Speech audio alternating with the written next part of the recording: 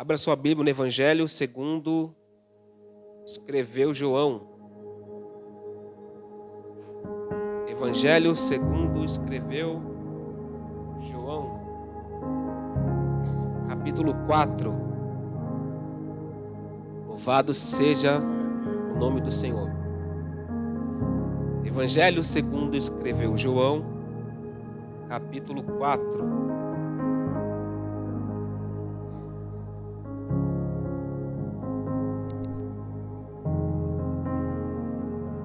Está ali, né? Está escrito assim: quando os fariseus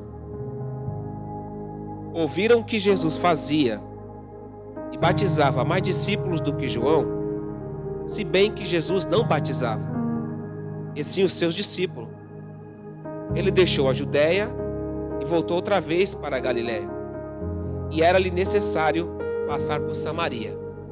Amém? Tome seu assento, por favor.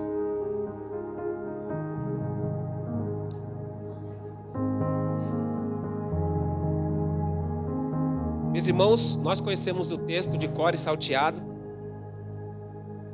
Jesus ele prega para uma só pessoa e, segundo alguns historiadores, Jesus vai pregar para uma só pessoa 40 minutos, pregando só para uma pessoa. O texto diz que Jesus ele estava cansado, sentou no poço, conversou com esta mulher. Ele vai apresentar a ela como água viva, que se ela bebesse nunca mais teria sede. Essa é o texto em si, que todo mundo já conhece. Existe alguns detalhes dentro desse texto aqui que me chamou a atenção. Eu queria compartilhar com os irmãos, que é de grande valia. Fica com a Bíblia aberta. Capítulo 4 está escrito assim: quando os fariseus ouviram que Jesus fazia e batizava mais discípulos do que João, se bem que Jesus não batizava, e sim os seus discípulos. Detalhe: os fariseus ouviram que Jesus fazia e batizava mais discípulos do que João. Mas espera aí, o versículo 2 diz que não era Jesus que batizava, e sim os seus discípulos. Mas espera aí, mas os fariseus estão ouvindo quem que está batizando? Jesus. Mas na verdade, quem é que está batizando? Os discípulos. Espera aí, os discípulos batizam, os discípulos fazem, só que o nome que está sendo arrolado não é o dos discípulos, é o de Jesus. O nome que está sendo soprado não é o dos discípulos, é o de Jesus. O nome que está sendo percorrido não é o dos discípulos, é o de Jesus. Pegou não, né? Sabe qual que é a primeira mensagem aqui que Deus me deu? Eu prego, mas o nome que é honrado é o de Jesus. Eu canto, mas o nome que é honrado é o nome de Jesus. Eu pastoreio, mas o nome que é honrado é o nome de Jesus. Eu rejo um grupo, mas o nome que é honrado é o nome de Jesus. Expulso o demônio, mas o nome que é percorrido é o nome de Jesus. Ou seja, eu trabalho, eu prego, eu canto, eu faço, mas a honra, a glória e toda a majestade é de Jesus, o nosso Senhor.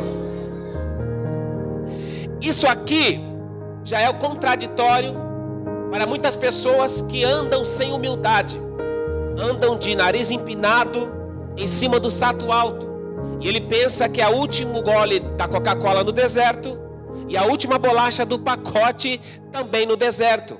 Deus está dizendo aqui que quando nós prega, quando nós louva, toda a glória tem que ser dada ao nosso Deus.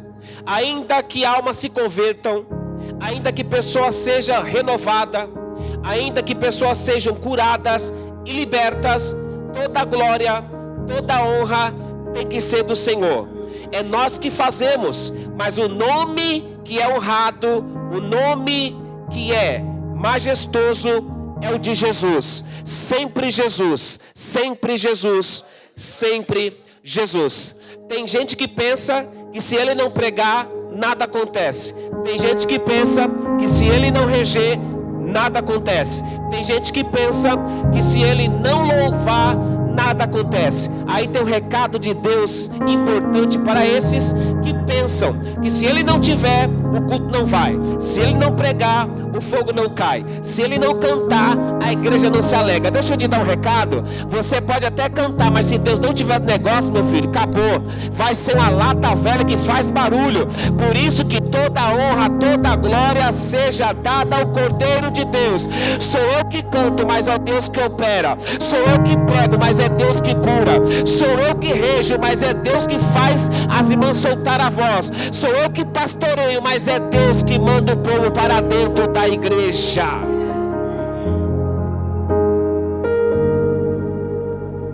O que chama a atenção é que quando os fariseus ouviram que Jesus fazia e batizava, não era Jesus, eram os discípulos.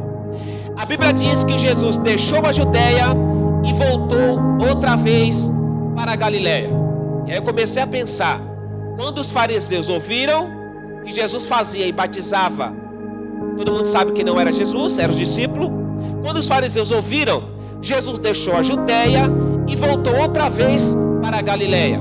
Agora, por que Jesus volta, sai da Judeia e vai para a Galileia depois que os fariseus ouviram que Jesus fazia e batizava mais discípulos do que João? Se bem que não era Jesus, eram os discípulos. Por que Jesus sai? Sabe por quê? Porque os fariseus, eles são especialistas em perseguir Jesus. Aonde tivesse fariseu, aonde tivesse um escriba, aonde tivesse um sacerdote ou alguma autoridade da época, pode ter certeza que eu estou te falando dentro do evangelho. Eles estavam lá somente para acusar Jesus. Eles estavam lá somente para perseguir Jesus. Eles estavam lá só observando Jesus para ver se achava alguma falha em Jesus, observando Jesus para ver se achava alguma fraqueza em Jesus. Mas Jesus é perfeito, ele não tem falha, não tem fraqueza e não tem erro. Agora, se olhar para mim vai ver fraqueza, se olhar para mim vai ver erro, mas se olhar para Jesus, meu amigo, Jesus é perfeito, não tem erro, não tem brecha. Os fariseus ouviram, Jesus então sai da Judeia e vai para a Galileia, porque os fariseus, os escribas, sacerdotes sempre iam atrás de Jesus para poder acusá-lo, vendo uma brecha ou uma falha em Jesus. Segundo, porque Jesus ele sai quando os fariseus ouvem? Por quê? Porque os fariseus, eles eram especialistas em jogar Jesus contra o povo, Jesus contra a lei de Moisés e Jesus contra o governador da época, que era César. Ou seja, os fariseus e escribas e sacerdotes e as autoridades da época eram especialistas em semear contenda. Como? Jogando Jesus contra o povo. Como? Jogando Jesus contra a lei de Moisés. Como? Jogando Jesus contra o governo de César. Eles eram especialistas em semear contenda entre o povo. Por isso Jesus, ele sai da Judeia e vai outra vez para a Galileia. Se você não sabe, Jesus ele prega falando, Jesus ele prega agindo e Jesus ele prega se comportando. Esse comportamento de Jesus saindo da Judeia e indo para a Galileia, quando ouviram os fariseus que Jesus fazia e operava, Jesus está pregando, dizendo para nós assim, ó: sai de perto de todo aquele que semeia contenda entre irmãos. Eu vou repetir: Jesus, com a sua atitude, saindo da Judeia e indo para a Galileia, quando os fariseus ouviram, Jesus está dizendo assim: sai de perto de quem semeia contenda entre irmãos. Sai de perto de quem está semeando contenda através de fofoca. Sai de perto de quem está perto de pessoas que só anda com pessoas que armam a contenda e que semeia a contenda. Sabe por quê? Porque Provérbios capítulo 6, versículo 16 ao 19, existem 7 coisas. As seis coisas Deus se aborrece, mas a sétima o Senhor abomina. Sabe qual que é a sétima dessas 6 coisas? A sétima é aquele que semeia contenda entre irmãos. Nós não podemos ficar perto de pessoas assim. Nós não podemos andar com pessoas assim. Nós não podemos levar para nossa casa pessoas assim. Você encosta perto dela e ela quer jogar irmão contra fulana, irmão contra ciclano. É Deus dizendo: sai de perto deles, preserva a tua alma, preserva a tua índole, preserva o teu caráter, porque existe um ditado, que esse ditado é verdadeiro: me diga que quem tu andas, que eu digo quem tu és. É Deus dizendo aqui: sai de perto de todos que semeiam a contenda, porque isso Deus aborrece, Deus abomina. Por isso é que Jesus sai da Judeia e vai para a Galileia, porque ele não quer ficar perto de pessoas que semeiam contenda.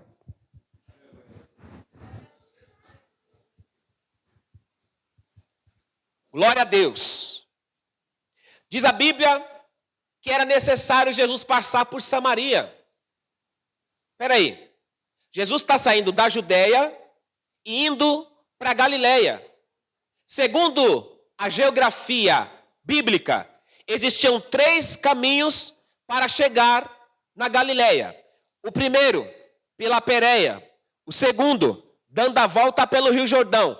E o terceiro, passando por Samaria. Olha só o detalhe: ir pela Pérea e pelo caminho do Jordão, Jesus demoraria mais ou menos 3 dias andando a pé. Mas se ele passasse por Samaria, ele ia demorar algumas horas. Mas um judeu legítimo, um judeu nascido, um judeu com sangue na veia, ele não passava por Samaria de jeito nenhum.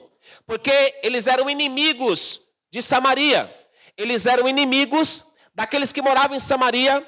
E o judeu não pegava na mão de um samaritano, não comia pão na mesa de um samaritano, não abraçava um samaritano, porque os judeus consideravam os samaritanos impuros. Não só eles eram impuros, mas tudo que eles tocavam para os judeus se tornava impuro. Quando Jesus ele passa por Samaria, eu disse, Jesus prega, falando, prega, agindo e prega, se comportando. Quando Jesus vai passar por Samaria, a primeira coisa que Jesus está ensinando é quebrando a muralha da inimizade. Porque Jesus já é judeu. Se Jesus vai na tradição, ele passaria pelo Jordão ou ia pelo caminho da Pérea. Só que Jesus, ele veio para quebrar essa barreira da inimizade. É uma mensagem que Deus colocou no meu coração. Assim como Jesus está passando por Samaria e ensinando que a inimizade não é coisa de Deus e inimizade é coisa do inimigo. Agora, por quê? Não tem como um departamento crescer tendo pessoas inimigas dentro do próprio departamento. Não tem como o corpo de obreiro crescer sendo inimigos dentro do corpo de obreiro. Não tem como um departamento crescer se as pessoas não são amigas. Por quê? Quando você é inimigo, você tenta derrubar alguém. Quando você é inimigo, você tenta puxar o tapete de alguém. Quando você é inimigo, você tenta sentar na cadeira que ele está sentando. Jesus, sabendo disso, para poder ganhar uma alma em Samaria, Jesus teve que quebrar a barreira da inimizade. É Jesus dizendo: a inimizade Deus não opera, na inimizade o Espírito Santo não se move, na inimizade o departamento não cresce, na inimizade não tem como avançar, na inimizade não tem como crescer, na inimizade não tem como alma se converter, na inimizade não tem como vida se arrepender, na inimizade não tem como demônio sair fora, na inimizade, na verdade, quem reina não é o Espírito Santo, na verdade, na inimizade quem reina os espíritos imundos. Mas graças eu dou ao nosso Senhor, que com essa atitude de passar por Samaria, ele está dizendo para os judeus: eu não vim aqui para ser inimigo de ninguém, eu vim aqui para quebrar a barreira da inimizade, porque na inimizade Deus não opera, mas na comunhão e na amizade Deus ordena a bênção e a vida eterna para sempre.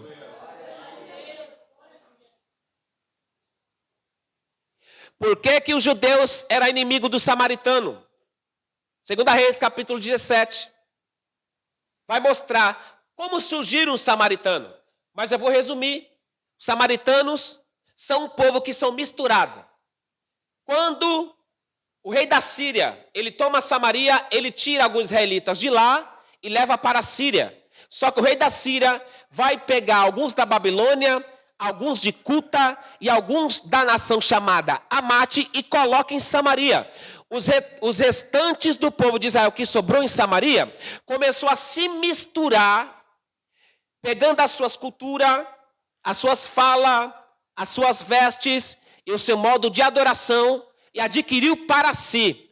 Agora o povo que está em Samaria, que era israelita, não tem mais identidade, porque casavam com pessoas pagãs, adquiriram e adotaram o seu costume pagão de adoração, o seu costume pagão de se mover, de falar e de se movimentar. Na verdade, eles perderam a identidade.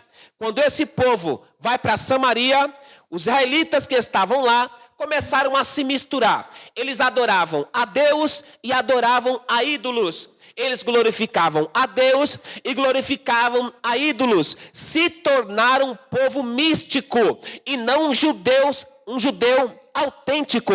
Por isso que os judeus autênticos nunca abraçavam mais um samaritano, porque eles adoravam a Deus de Israel e também adoravam a ídolos. Adoravam a Deus de Israel e adoravam a estátua.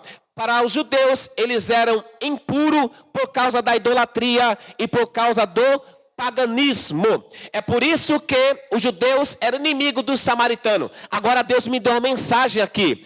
Quando o rei da Síria coloca as outras nações para morar em Samaria, existia em Samaria um povo que ainda era judeu legítimo. Só que a Bíblia diz que eles começaram a se misturar, começaram a adotar o costume pagão, ou seja, eles perderam a identidade. Aí Deus falou para mim assim: não importa com quem você está, não importa a terra que você pise, não importa quem chegue perto de você, não importa a empresa que você trabalhe, não importa aquele que é dentro da sua casa, nunca perca a identidade e nunca adote costume mundano para o costume da sua própria vida.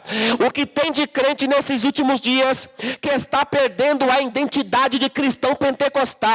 Ele vai trabalhar em alguma empresa, na empresa só tem mundano, mas ele adota o costume mundano para o seu próprio costume, perde a identidade de um cristão pentecostal. Aí Deus disse assim para mim: não importa o lugar que você esteja, não importa o lugar que você vá, não importa quem chegue perto de você, Deus está dizendo pelo Espírito Santo: não perca a sua identidade de crente, ainda que não olhem para a sua cara, ainda que não goste de você, ainda que fique falando mal de você pelas costas, dizendo: olha lá o crente, olha lá o santão, deixa pra lá. Nunca perca a identidade de ser cristão pentecostal, porque a tua recompensa vai vir pelo Deus Todo-Poderoso que fez os céus e a terra.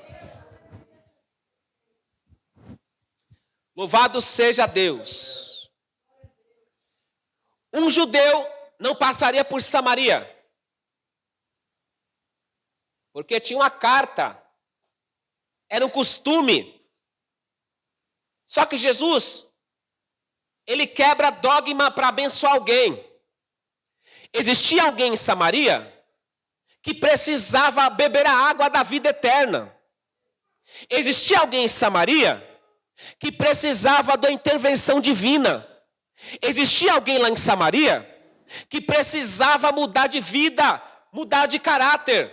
Por isso é que Jesus vai passar por Samaria.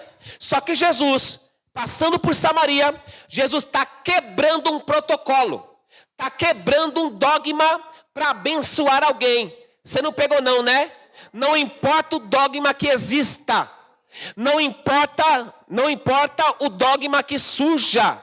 Jesus, ele quebra qualquer tipo de protocolo para alcançar alguém para a sua verdadeira obra. Não importa o protocolo que está registrado e carimbado. Jesus veio aqui para quebrar protocolo, para abençoar alguém em nosso meio. Não tem protocolo que Jesus não quebre. Não tem palavra de médico que Jesus não mude. Não tem palavra de advogado que Jesus não mude. Não tem palavra de alguém que Jesus não quebre. Não tem palavra de macumba que Jesus não quebre. Hoje Jesus me trouxe aqui para te dizer que assim como ele quebrou um protocolo para salvar a samaritana, Jesus vai quebrar protocolo hoje para salvar alguém da tua casa, para abençoar a tua família, para abençoar o teu ministério. Não existe palavra que fique em pé na presença de Deus. Não existe determinação que fique em pé na presença de Deus. Alguém fala acabou, alguém fala não tem mais jeito, alguém fala não adianta lutar. Aí Jesus me trouxe aqui para te dizer, adianta sim, porque eu vim para quebrar protocolo, para abençoar e salvar almas na terra.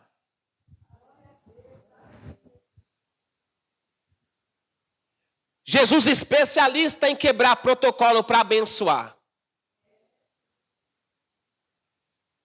Eu vou te mostrar mais. No capítulo 19 de Lucas, ninguém entrava na casa de Zaqueu. Ninguém abraçava Zaqueu. Ninguém pegava na mão de Zaqueu. Só que Zaqueu tinha um desejo de ver Jesus. Por causa da estatura e da multidão, ele não conseguia. Então ele vai subir em cima de uma árvore para ver Jesus passar. Como Jesus é onisciente, sabe de todas as coisas, chegando perto da árvore onde Zaqueu estava, Jesus olha para cima e diz, chama pelo nome ainda, Zaqueu, desce depressa, porque hoje me convém pousar na tua casa. Isso atribulou os fariseus, isso atribulou os sacerdotes, isso atribulou os escribas, porque eles se julgam santão e não pega na mão de ninguém. Se julga quarta pessoa da Trindade e não pega na mão de ninguém. Só que Jesus não liga para isso não. O que Jesus quer é ganhar alma para o reino. Hoje me convém pousar na tua casa, Zaqueu. Quando Jesus entra da casa de Zaqueu, os judeus ficam apavorados, os fariseus ficam atribulados, mas Jesus não está nem aí para a tribulação deles. O que Jesus mais quer é salvar Zaqueu e toda a sua casa. Quando Jesus pisa na casa de Zaqueu e está conversando com Zaqueu, a palavra de Jesus ela conforta, a palavra de Jesus ela liberta, a palavra de Jesus ela muda, a palavra de Jesus ela muda caráter. Jesus está falando com Zaqueu dentro da sua casa, e quando a palavra sai da boca de Jesus, meu amigo, não tem alma que não se converta, não tem vida que mude pelo poder da palavra de Jesus. Zaqueu se coloca de pé e diz, Senhor, eu resolvo dar metade dos meus bens para os pobres, e se alguém aqui eu tenho defraudado, eu vou restituir 4 vezes mais. Jesus olhou para Zaqueu e disse, hoje veio salvação sobre esta casa. Alabracai até. Levanta a mão direita para o céu, aleluia. Jesus hoje vai entrar na casa de alguém, vai quebrar protocolo. Alguém está dizendo vai morrer no crack, vai morrer na droga, vai morrer na doença. Jesus está dizendo, eu entro lá, quebro o protocolo para salvar a alma. Glória a Deus. Jesus quebra protocolo. No capítulo 8, Jesus está descendo da montanha. Um leproso se apresenta e pergunta não, ele faz uma afirmação, Senhor, se quiseres, pode me curar. Jesus disse, eu quero.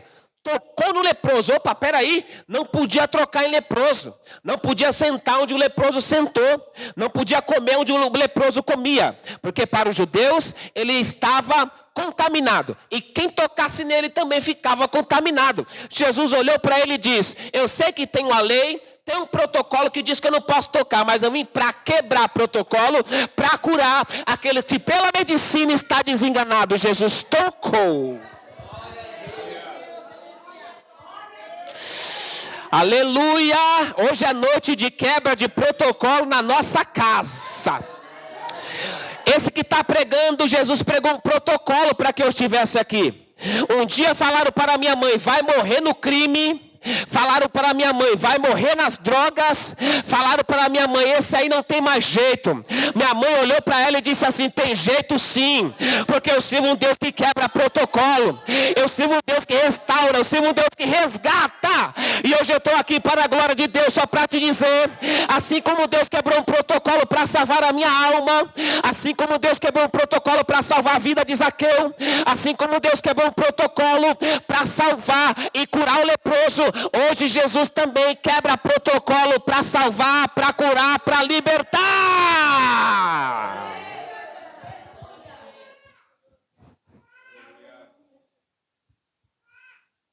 Glória a Deus. Jesus passa por Samaria. E a Bíblia diz que Jesus chegou a um poço, que o nome do poço significa a fonte de Jacó. Presta atenção aqui. Jesus, cansado da viagem, se assenta no poço. Jesus estava o quê? Cansado da viagem. Espera aí. Jesus é 100% homem, 100% Deus. Como homem, Jesus cansou, mas como Deus, ele fala isso, ó. Vinde a mim, todos vós que estão cansados e oprimidos, e eu vos aliviarei.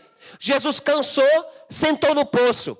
Como homem, ele cansou, mas como Deus, em Isaías 40, verso 28, está escrito: não entendes e não ouviste que o Senhor é o Senhor, nosso Deus, Criador dos confins da terra, não se cansa e nem se fadiga.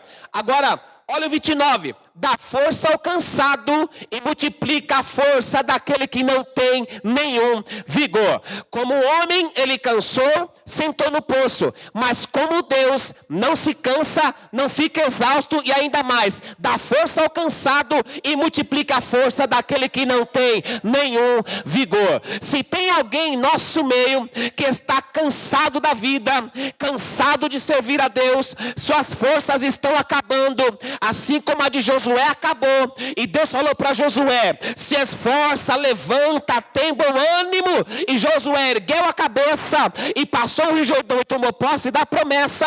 Deus nessa noite vai renovar a força de alguém que está cansando já do ministério. Deus vai multiplicar a força daquele que está acabando a sua força.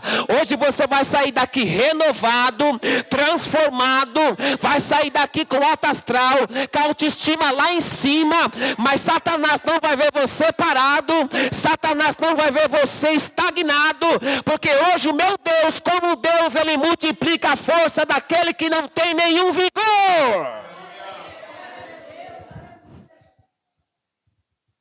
Fala para o teu irmão que está do teu lado: Satanás não vai ter o gosto de ver você parado, porque hoje Deus renova as tuas forças para você caminhar nesta terra. Louvado seja Deus. O meu Deus é especialista em renovar a força daquele que quer parar. Meu Deus é especialista em multiplicar a força daquele que quer parar. Elias olhou para o céu e disse: me mata porque eu estou cansado. Deitou debaixo de uma figueira e disse: me mata, toma minha alma porque eu estou cansado. Ele deitou e dormiu, de tão cansado que estava, fisicamente e espiritualmente. Deus olhou do céu para a terra e disse: rapaz, eu sou especialista em renovar as forças daquele que não tem mais força. Anjo, chamou o anjo, mandou o anjo. O anjo fez com que tivesse pão e água. Pão e água. Tocou do lado de Elias e disse: Elias, levanta e bebe. Para que comer e beber? Para você recobrar as tuas forças. Por que, Jeová? Porque grande é a tua caminhada. Está pensando que teu ministério vai parar aqui? Não vai parar não. Está pensando que a tua caminhada é só até aqui? Não é não. Deus ainda tem coisa grande para fazer através da tua vida. Deus não te tirou do mundo para ver você morrer por causa de uma luta. Deus não te tirou do mundo para ver você cansar, parar e estagnar.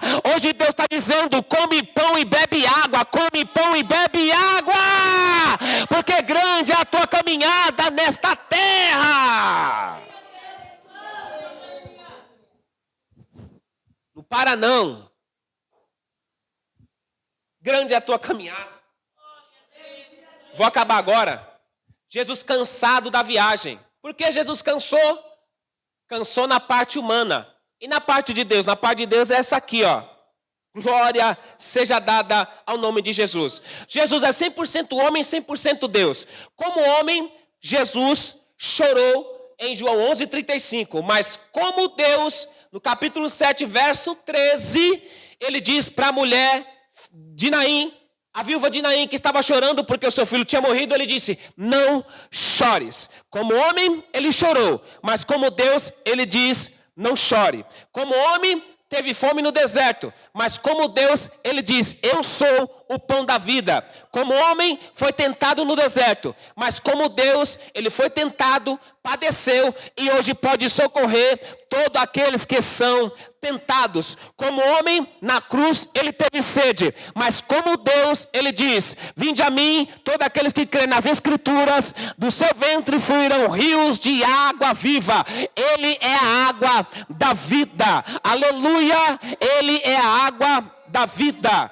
Louvado seja Deus. Ele se assenta no poço. A Bíblia diz que era quase meio-dia, na sexta hora. Parece que no céu já estava marcado o encontro. Jesus, ele vai que hora? Meio-dia. Essa hora, ninguém buscaria água no poço. Essa hora, nenhuma mulher ia até o poço para tirar água. Todo mundo sabe aqui melhor do que eu, que as mulheres iam na parte da manhã ou na parte da tarde, que o sol era menos intenso. Agora, meio-dia, o sol estava muito intenso. Só que essa mulher, ela está indo meio-dia para não ser vista por outras mulheres, porque ela passaria vergonha devido à sua vida rotineira. E todo mundo sabe que a vida dela era difícil nessa época. Não dava bem com homem algum, já casou com 5 e não era o marido. E o que ele tinha agora também já não era o seu marido. Jesus, ele vai meio-dia, a hora certinha que a mulher chegaria no poço. Não sei se você sabe, mas Jesus, ele tem a hora certa para agir na nossa vida. Não sei se você sabe, mas Jesus tem a hora de ter um encontro com a nossa vida. Deus é Deus de encontro na hora certa. Em Gênesis capítulo 3, versículo 8, a Bíblia diz que Deus vinha pela viração do dia para falar com o homem. Pelo quê? Pela viração do dia para falar com o homem. Era um encontro que Jesus tinha com o homem. Em Lucas 7, 21 em diante, a Bíblia diz que o caixão do filho da viúva de Naim saía na hora da tarde. O enterro era na hora da tarde. A Bíblia diz que Jesus chega na porta. Por que na porta? Estava vindo o cortejo. Que hora que era essa? Era o entardecer. Mas peraí, como é que Jesus vai chegar bem na hora certa do cortejo sair da cidade para ser enterrado? É porque Jesus chega na hora certa. João capítulo 2, versículo 4, diz a Bíblia que quando o vinho acabou da festa de casamento, Maria chegou perto de Jesus e disse: o vinho acabou. Jesus olha para Maria e diz: que tenho eu contigo, mulher? Ainda não é chegada a minha hora. É porque Jesus tem a hora para agir. Jesus tem hora para agir. Gênesis capítulo 18, versículo 21. O anjo olha para Abrão e Sara, que estava dando risada, e diz assim: por que tu está dando risada? Agora se prepara, porque daqui um ano eu voltarei e Sara, tua esposa, terá um filho. Um ano no nosso calendário são 365 dias. O anjo está dizendo assim no nosso calendário: daqui 365 dias Sara, tua mulher, ficará grávida e terá um filho. Você não pegou não, né? Deus tem hora para agir.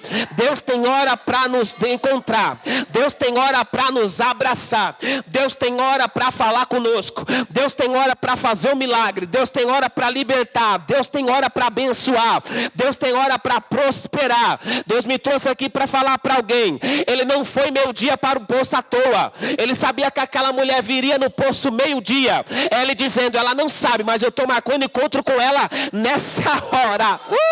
Louvado seja Deus. O encontro que Jesus marcou com ela não sabia, mas é para abençoar a sua vida. Deus marcava o encontro com o homem no jardim. Deus foi até a porta da cidade para ressuscitar. Deus multiplicou água e vinho na sua hora. E Deus também fez com que Sara tivesse um filho no horário e na hora determinada.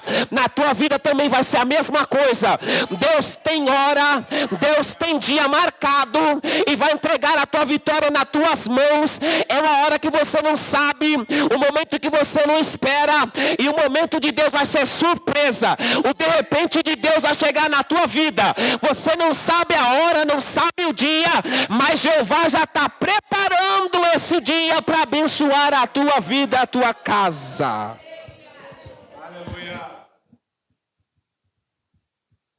Fala para o teu irmão que está do teu lado. Deus já marcou a hora que Ele vai falar contigo.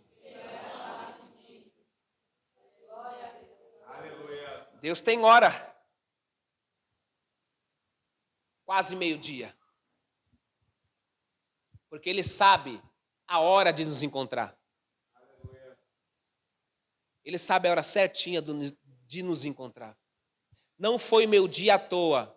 Foi meio-dia, porque Ele sabia que ela viria meio-dia. Deus sabe onde você vai, aonde você entra. Vou repetir. Deus sabe que ela iria meio-dia para o poço. Então Jesus fala, vou chegar lá na hora certa. Oh, aleluia. Deus sabe onde você vai. Deus sabe onde você entra. Deus sabe onde você pisa o teu pezinho. Ele sabe tudo. Só que na hora certa, sai da frente Satanás, porque ele vai marcar um encontro contigo e vai te dar tudo aquilo que você necessita da parte dele. Se é salvação, a salvação vai chegar. Se é prosperidade, também Deus prospera. Se é libertação, Deus também vai libertar. Se é uma porta, Deus vai abrir.